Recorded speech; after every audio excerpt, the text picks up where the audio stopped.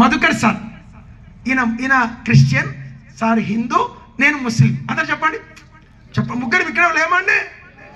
Sir ఎవరు? Hindu. Sir ఎవరు? నేనెవరు?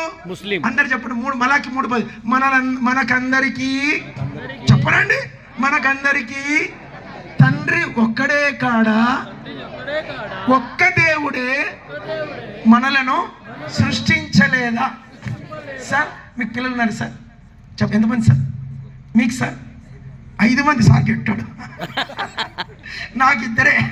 చూడండి, ఇప్పుడు మా ముగ్గురుల్ని దేవుడు ఒకే రకంగా చేశాడు.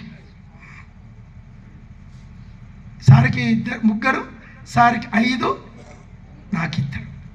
అందరూ ఒకసారి పిల్లలు కన్నా తల్లులు చెయ్యెత్తనమ్మా, పిల్లలు కన్నా తల్లులు చెయ్యెత్తనమ్మా. అబ్బా ఎంత ధన్యులు. చెయ్యెత్తక్క, పూర్తిగా ఎత్తక్క, సగం ఎత్తది. కనలేదేమో, ఎత్తుకొచ్చుకునేమో. అప్పుడు తెచ్చుకున్న చలి పెట్టదులే, చేయితో. అందరు చెప్పండి. పిల్లలు కన్నా తల్లులు, గట్టి చెప్పండి అమ్మా.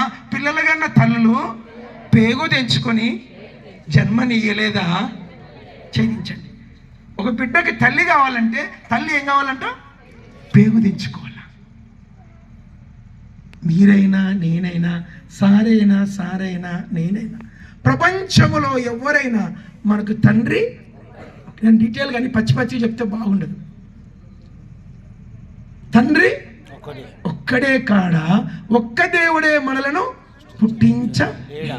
Sir thank you sir. కూర్చోండి. Thank you Madhukar garu. కూర్చోండి. వింటున్నారమ్మా? చెప్పండమ్మా, వింటున్నారా? ఇప్పుడు దేవుడు ఒక మాట చెప్పాడు. అందరు చెప్పండి. నా పిల్లలకి ఎవరైనా సరే, ఏ ఊరు వారైనా సరే, చిన్నైనా పెద్దయినా, ముసలైనా ముతుకైనా, వెళ్ళి వాళ్ళకి ఈ సత్యాన్ని చెప్పండి. ఏ సత్యము? ఒక్కడే తండ్రి, ఒక్కడే దేవుడు. ఈ పాపి అయిన మనుషుని దగ్గర మహిమ లేదు. ఈ మనుషుడు తిరిగి మహిమను తెచ్చుకోవాలంటే, సర్వోన్నతుని యొక్క మహిమ పొందాలంటే మీకు ఒక రక్షకుడు ఉన్నాడు. ఎవరున్నారు? రక్షకుడు.